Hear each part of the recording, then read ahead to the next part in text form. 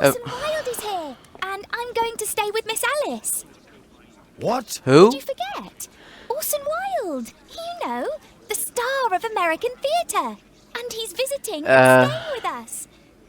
You did forget? No, No, of course not. I meant you wanting to stay with Miss Alice. Yes, that's right. Miss Alice suggested it. She told me you couldn't possibly refuse.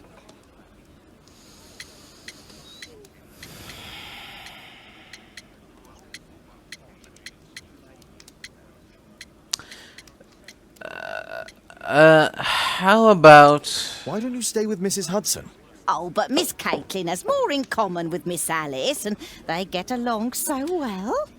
Guess what, Mrs. Hudson? Mr. Wilde is here to study my father's character for his next play. And he won't be disappointed, will he? Father is so pig-headed. I can't believe it. The great Sherlock Holmes standing in front of me. I'm sure that Hello. brains will. Brains. But... brains? Let's see what you have to hide here, Mr. Wilde. A scarf follows fashion trends. A brooch with a flag. American pride, of course. Damn Americans, their pride. British brand of tobacco. My favorite, or my preferred brand. Inscription. Personalized boots. Oh. Pocket mirror.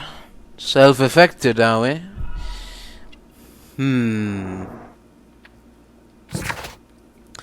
Not yet 30 years of age, a star of American theatre. Probability began his study previously. Smokes the same brand of tobacco as me. He is narcissistic and follows fashion. Admires his own reflection.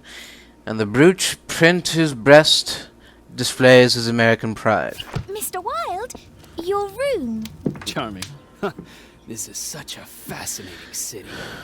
We need to talk. I'd rather not. You're going to be angry again. Goodbye, Mr. Wilde.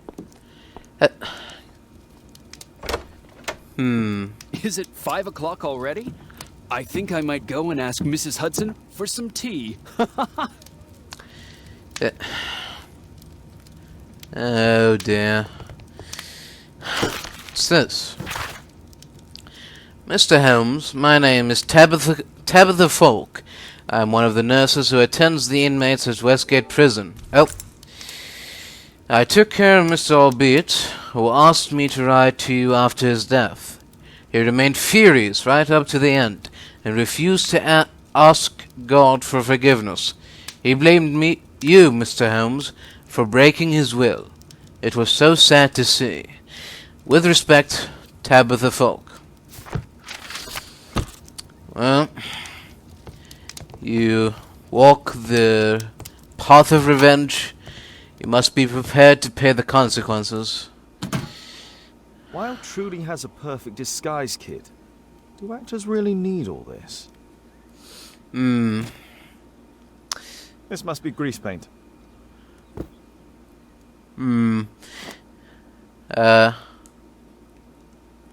Some sort of brush of some sort? I use the same brushes for makeup. Yes. How quaint. Oh. Oh! Face powder of an excellent quality. Oof.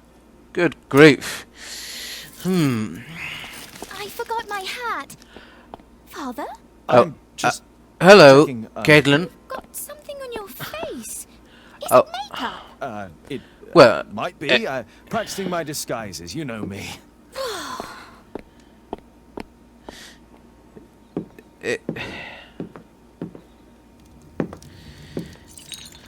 No, don't touch that! Oh. What on earth are you doing?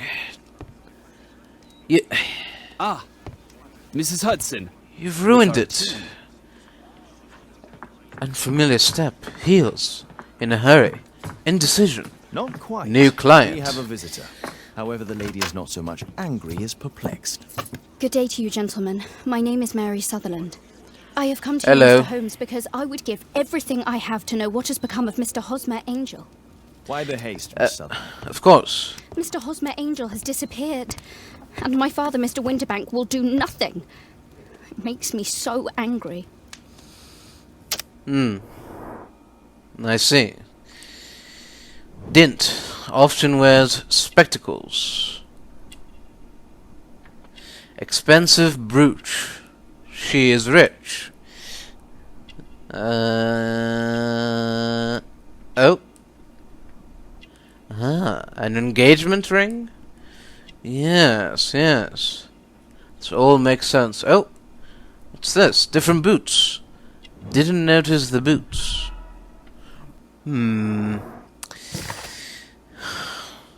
Mary Sutherland is a good-tempered young lady of 25 years of age.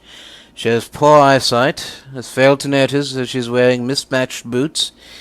She's a wealthy young lady, and she is engaged to be married.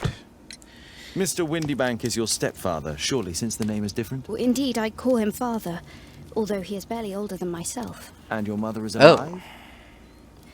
Oh, yes.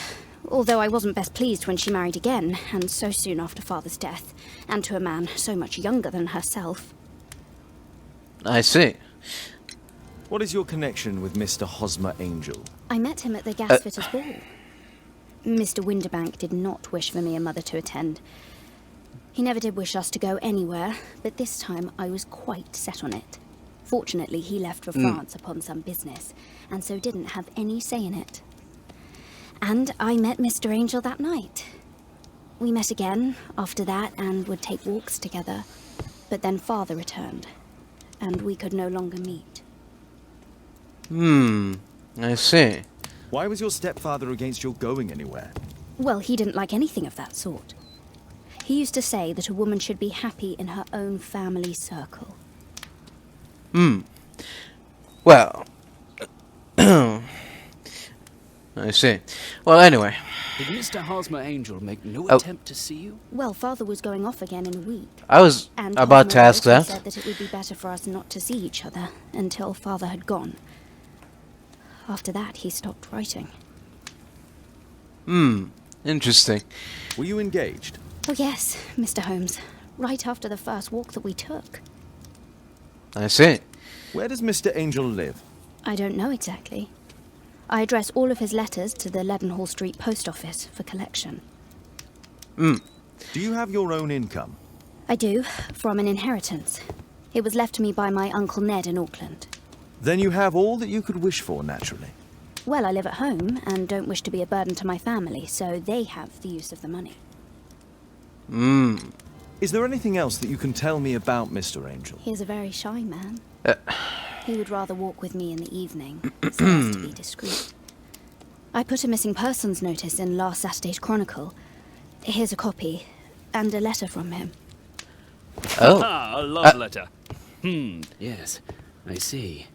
As I anticipated. Excuse this me. validates my deductions perfectly. What deductions, Mr. Mr. Wilde. Holmes. Tell her.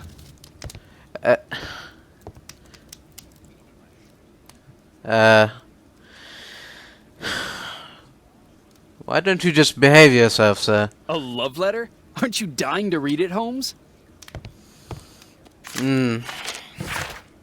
Public notice. A disappearance. A gentleman by the name of Mr. Hosmer Angel has mysteriously vanished.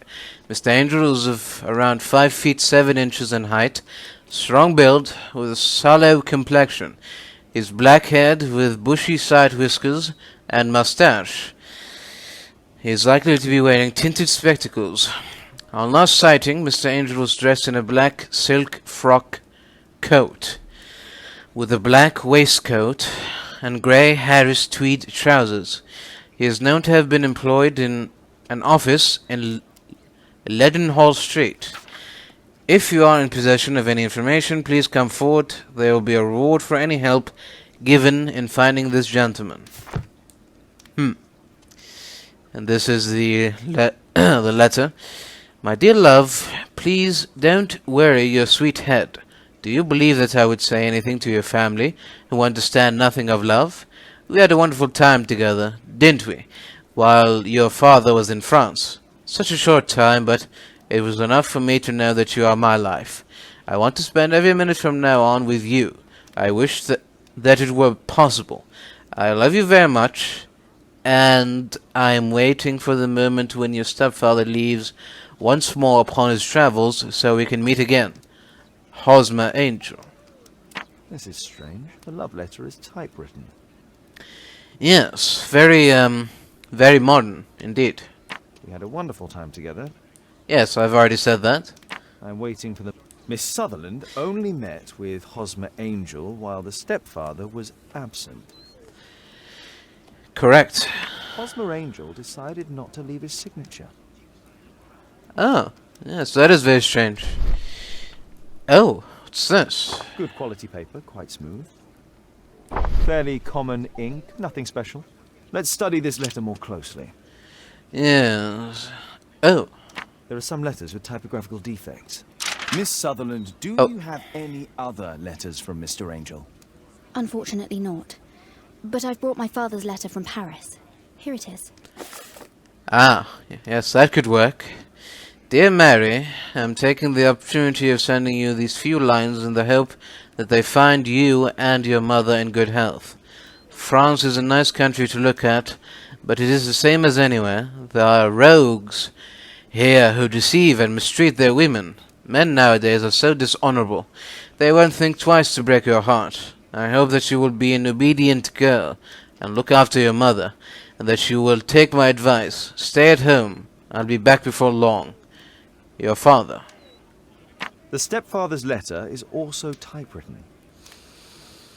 Indeed it is. Fairly common ink, nothing special. Mm-hmm. Quite common paper with a light yellow tint. Yes. Miss Sutherland's stepfather's signature. Uh-huh. The stepfather is trying to keep the daughter at home. Let's study this letter more closely. There are some letters with typographical defects. Both letters have typographical defects. They merit further attention. Uh-huh. We have defects with This letter has a defect. the letter M. Ah, and it's the same letter with the same defect in both instances. One more letter with a defect. The letter K. That should be somewhere. Travels.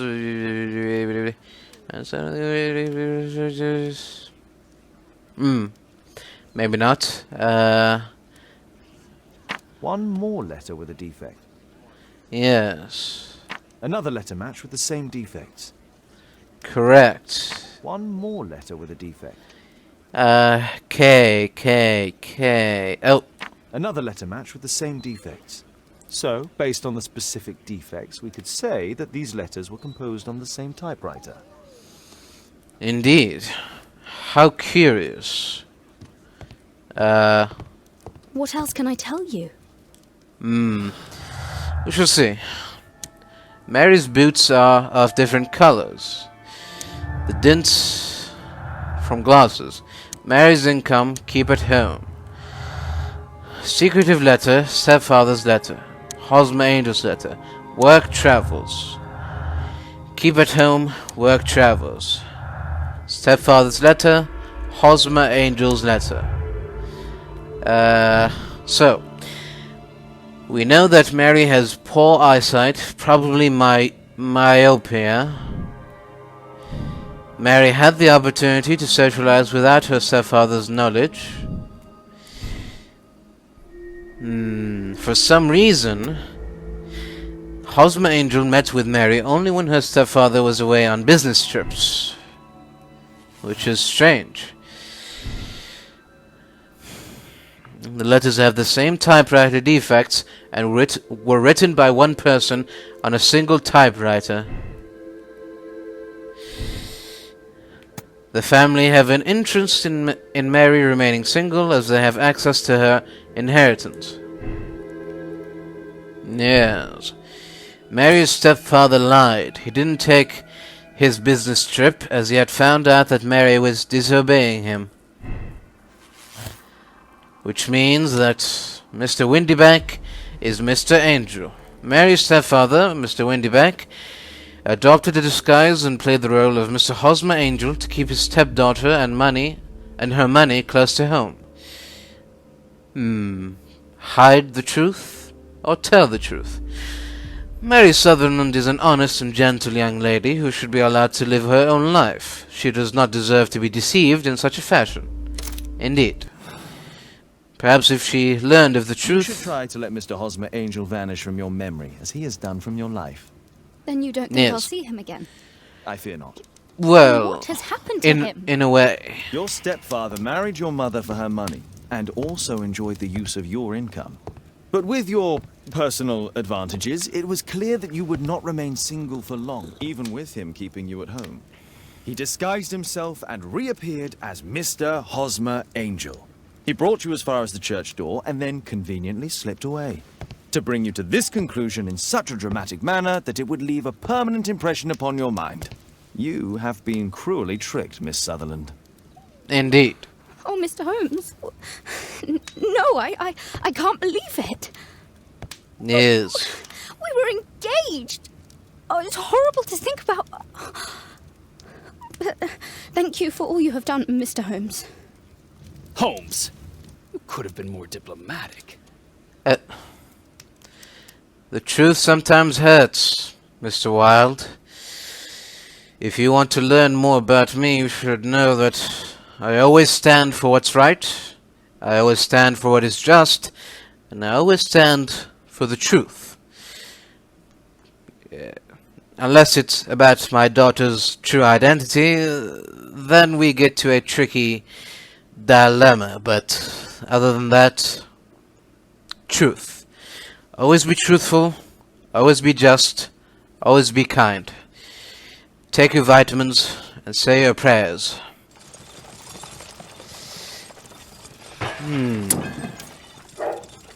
What is going on? Oh. That's Mr. Wilde again, screwing around with... Oh. Mr. Holmes, is everything all right? Oh my god. Go back to your flat and stay there with Kate. Stay back, Toby. It's ticking. Well, open it. See what's inside. Come on. Ah!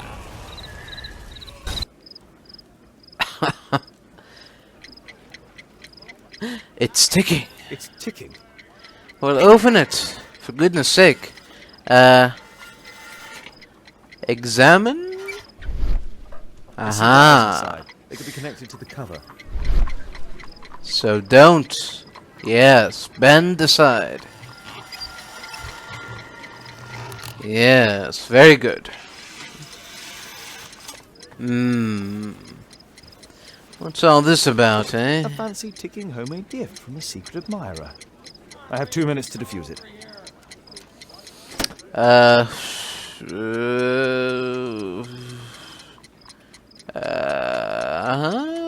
source of electricity for the detonation. Yes. Oh. Hold on. Should cut this wire. Whew. Very good. I shall cut this wire. Then I shall cut this wire. Then I'll move back to this wire. Then over here. Yes, very good, very good. Then here. And then I shall go back here.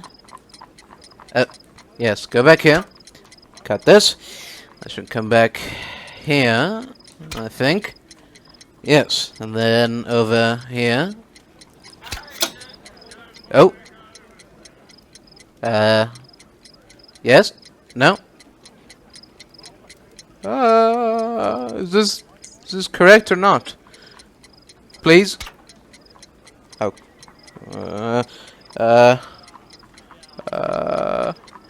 Oh, this... I've done it, I think. I've cut... Oh.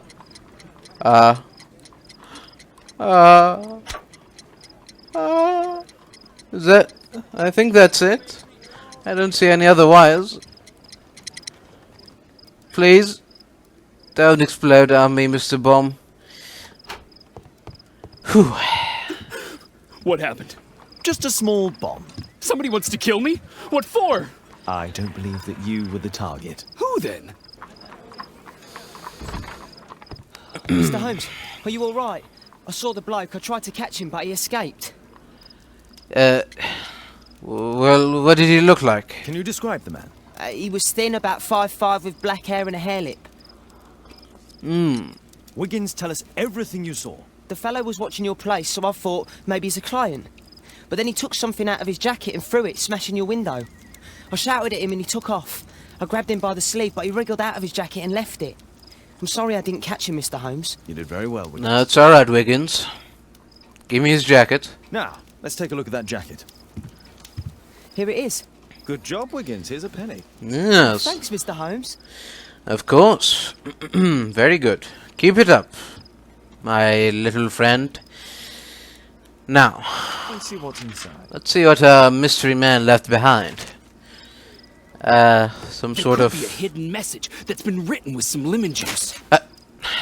No, don't touch No, it. don't burn it, you maniac. Ah, There are ink stains on this piece of paper. I could read the text with the help of my analysis table if Wilde hadn't already destroyed it.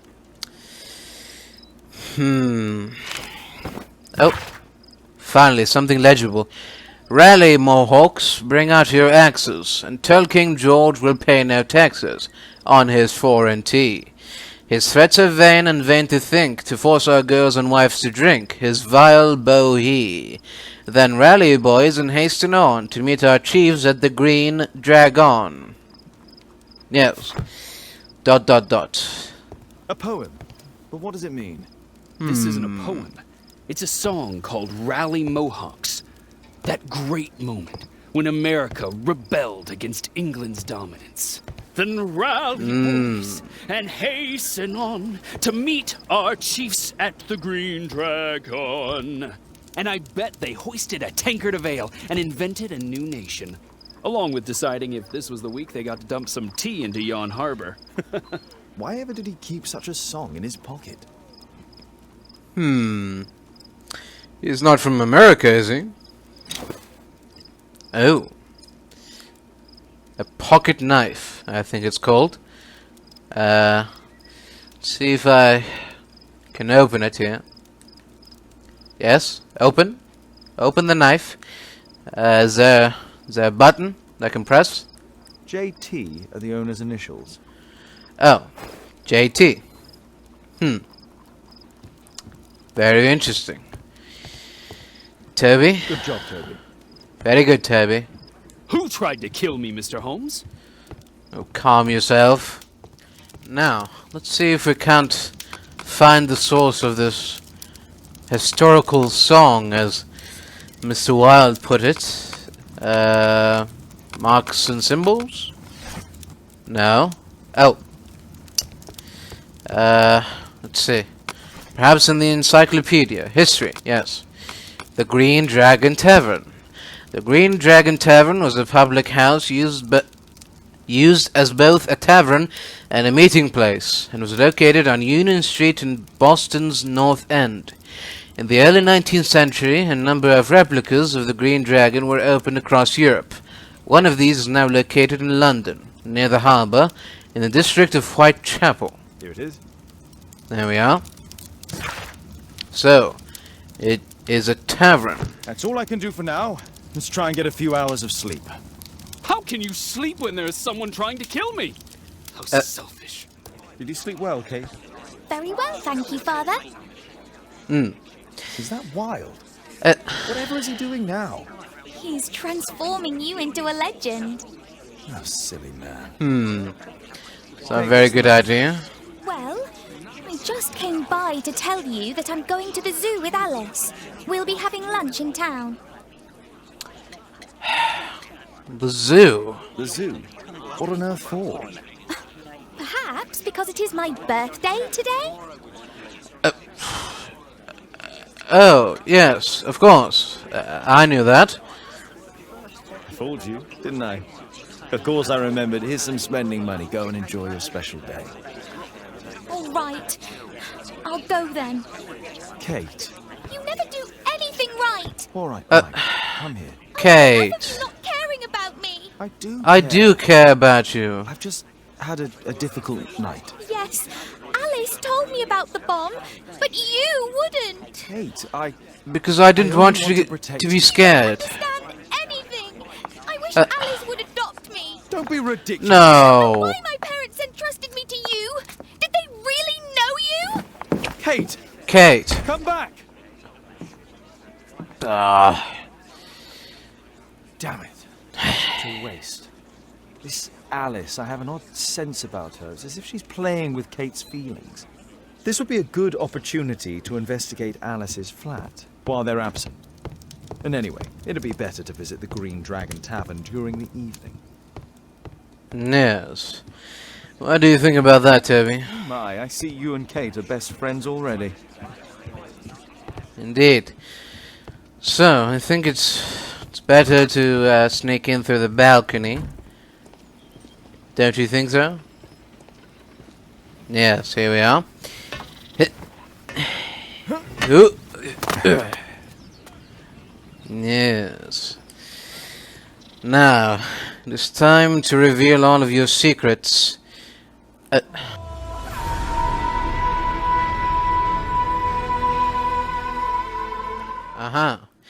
Number 3 and number 4. Yes. Now, as I was saying, let's see what secrets you have to hide here, Miss Alice. It looks as though Alice has not slept here for a long time. That's already strange. A phonograph cylinder. A phonograph cylinder.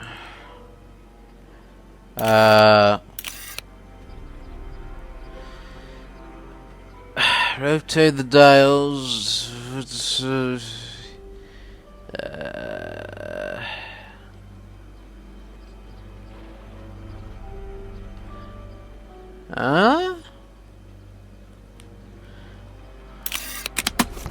Oh, there we are. I've done it. Yes. Too easy. My dear little Alice, if you read this letter, then it means that I'm no longer in this world, and that my illness has defeated me. Please try not to be sad, dear, for I have lived a good life. My only regret is that you are now alone, and you will be sent to live with who knows who, an unknown family. I do not trust the institutions who behaved so cruelly towards your father. But please take courage, my dear angel. You know the secrets which allow you to speak with the souls of the dead, so we may talk soon. Your aunt. Alice's childhood was spent with her aunt, until the aunt's death. Yes. Dear Alice, thinking of you now has made me remember the past, and as you well know, I was always a warrior. Every time that you were sent to live with yet another family, I hoped you would be happy. But people are cruel, aren't they? It angers me to think of you, so miserable in every home, to be considered more as a servant rather than a member of a family. You suffered so much.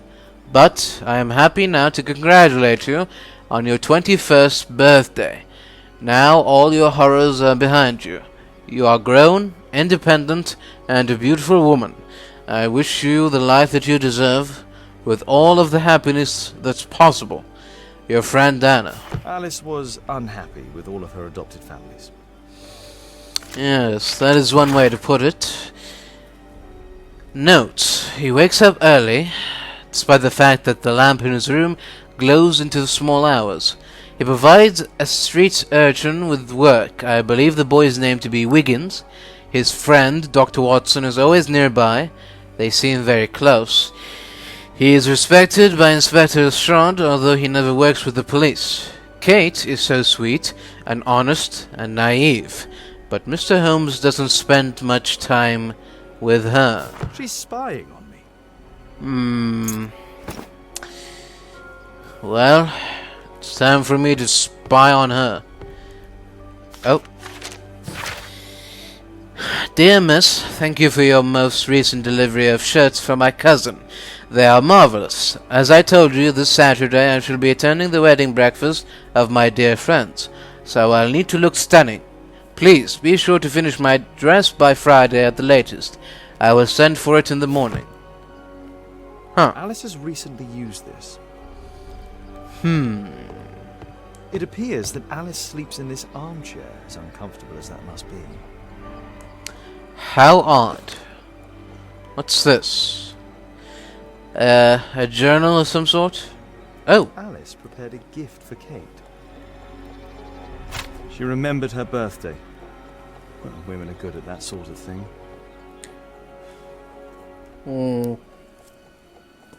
Of course, because they have nothing to do all day. They don't work hard like us men. Therefore they have time to remember tedious things such as birthdays. Let's see here. It has no smell. I shall drink it.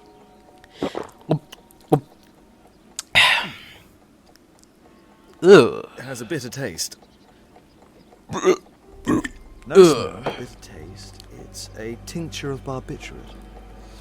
Indeed. A soothing drug to aid sleep. Valerian. How very interesting. Oh. Sarah de Bouvier, my dear mother. Sarah de Bouvier is Alice's mother. Spiritualism and physical research. Strange taste in literature. Or cycle.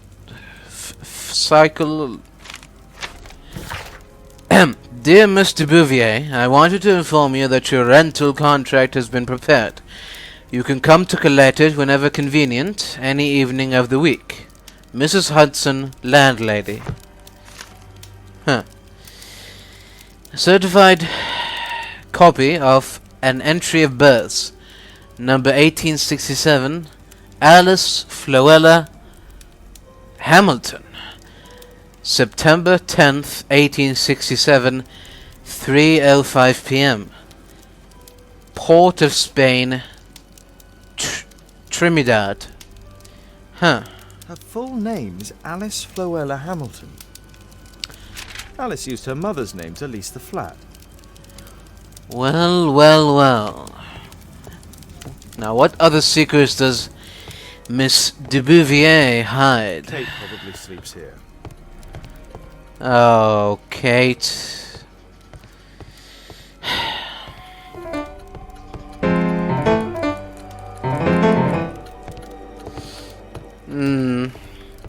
I suppose it's time to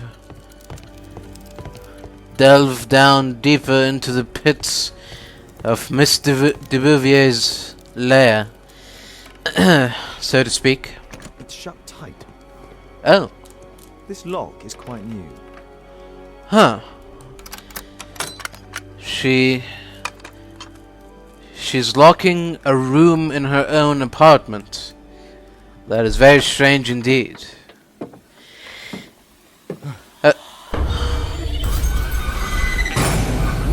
Oh my god. Oh, good heavens. What's this? The wheelchair is the same as the one in the photograph above. But Mr. Bouvier doesn't use a wheelchair. Louis Napoleon Bonaparte. Huh. What's this? A crib with a doll? It's my distant ancestor, Horace Vernet. Huh. Oh. William Hamilton.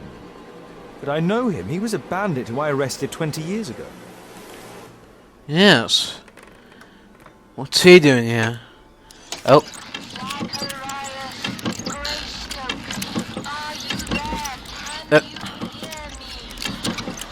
Grace, sir.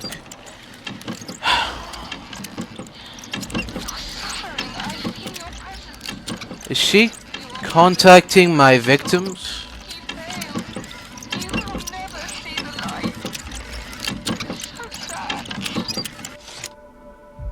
Alice knows about Zacharias Greystoke, the victim from the bowling club. I solved that crime. Yes. What about this? The one I found upstairs.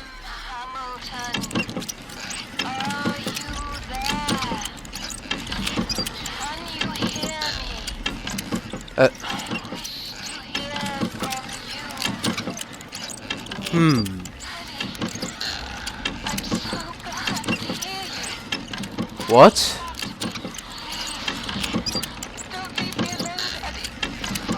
Daddy? Alice is talking with her father, William Hamilton. Huh. Why am I not surprised? What's this? Mass suicide leaves 27 dead at Ceuta, Spain. The bodies of 27 people, including 4 children, have been discovered in Spain. The deceased, who were members of the Veneration of the Dead, had consumed a soft drink laced with deadly cyanide and sedatives. Police were only able to save one young woman, Alice Floella Hamilton. The lady, who is unharmed yet in deep shock, remains unable to shed any light on this sad case. Intriguing. Huh. Empty. More pictures Abraham Lincoln. of the dead, indeed. My word, look at this setup. Alice practices spiritualism. So it would seem. Alright, it's time to leave.